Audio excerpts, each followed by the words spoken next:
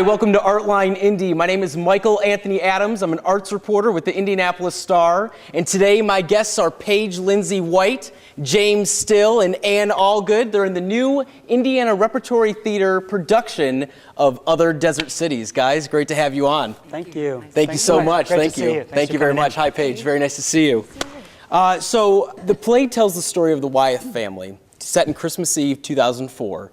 And in the play, Brooke comes home, both Brooke and Tripp come home for Christmas Eve, and you have a secret.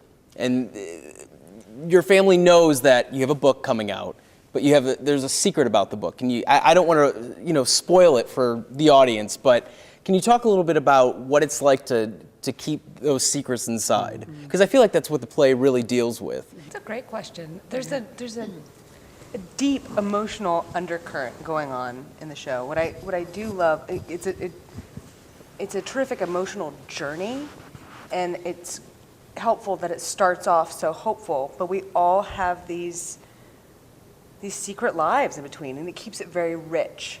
But it starts off hopeful, and it comes to an impasse. It comes to fighting words. I was able to see the show last night. I was lucky enough to see the show last night, so let's just get right into it. Paige, towards the end of the show, a guy screamed out, "Are you going to keep crying?" Can you tell me a little bit about That's not what he said.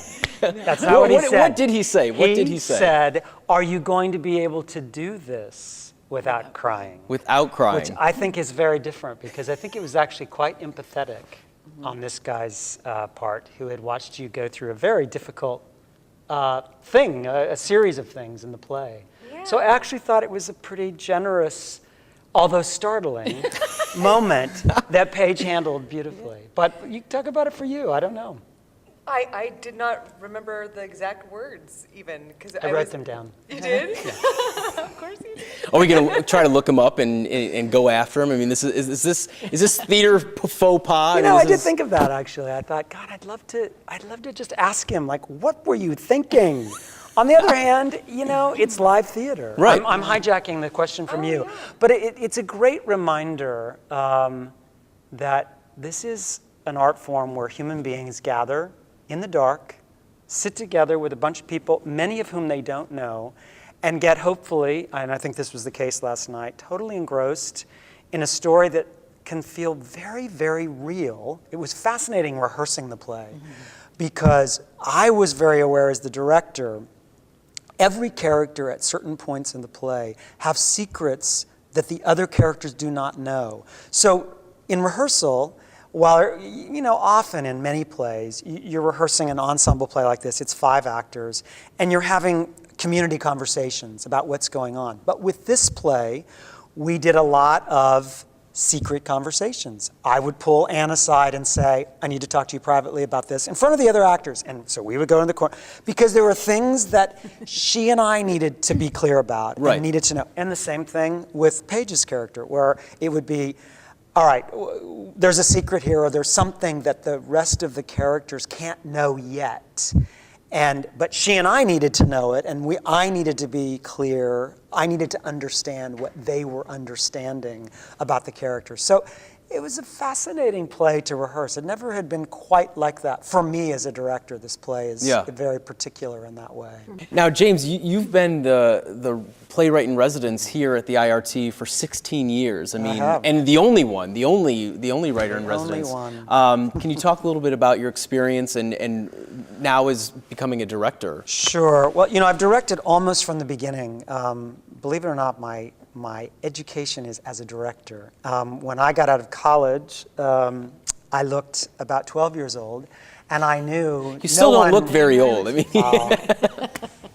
well, I don't know what to say about that, but thank you. It's a phenomenal kind of once-in-a-lifetime relationship between an artist and institution that I have, and I know, and I'm saying this to all of my great writer friends out there, I say this with a certain amount of pride and modesty, that I know that I am the envy of many American playwrights, because having this kind of home and creative relationship is a rare thing. Now, the play touches on some pretty hostile subjects, I think I would say, politics being one of them. Yep. And you play the matriarch of the family. How does it feel to, be that old guard Republican in Hollywood? I mean, it's a rarity in Hollywood to have that. James and I talked about it initially. I felt that it was a big stretch for me. I'm I'm not old guard nor Republican nor in Hollywood, nor especially wealthy. I thought I'm going to have to figure out how to step into this woman's life and character.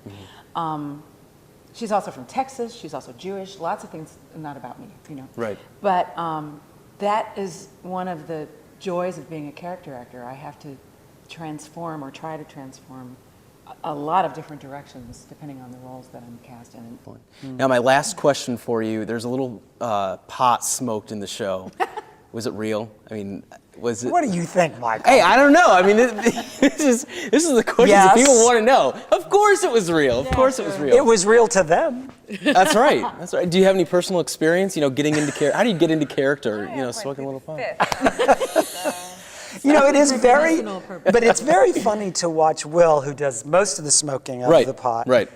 How I said to him one day, "You really seem stoned to me," and he's like, I bought into it. I really bought into it. It's very believable, and so He rolls the joint so well in the show. Does I mean, it's in like front of the audience. He actually So- practiced that. Yes. Okay. I will say that. But I mean, that's pressure. He has to do it while he's talking. Right. It has to be something that actually gets smoked. He has to take a hands it certain to. amount of time. right. Now we should say, because we know audience members are very sensitive about these days.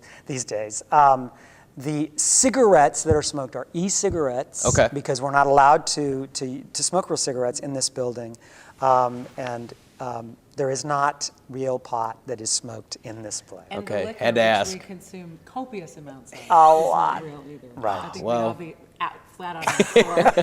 The audience would be watching a sleeping pile of actors. They would. Well, thank you guys so much again for joining me today on Artline Indy, and good luck with the rest of the run. Thank you. You're very welcome. Thanks again for joining us.